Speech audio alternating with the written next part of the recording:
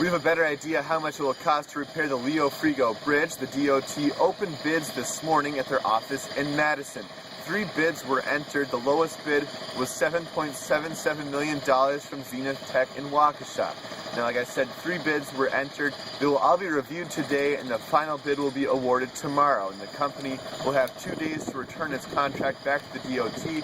The contract does not give an exact starting date for the project. The DOT expects it to happen next week. But again, the completion date for the bridge is in the contract. That says January 17th, 2014. We'll have a complete story tonight on Fox 11 News at 5. Reporting in Madison, Andrew LaCombe, Fox 11 News.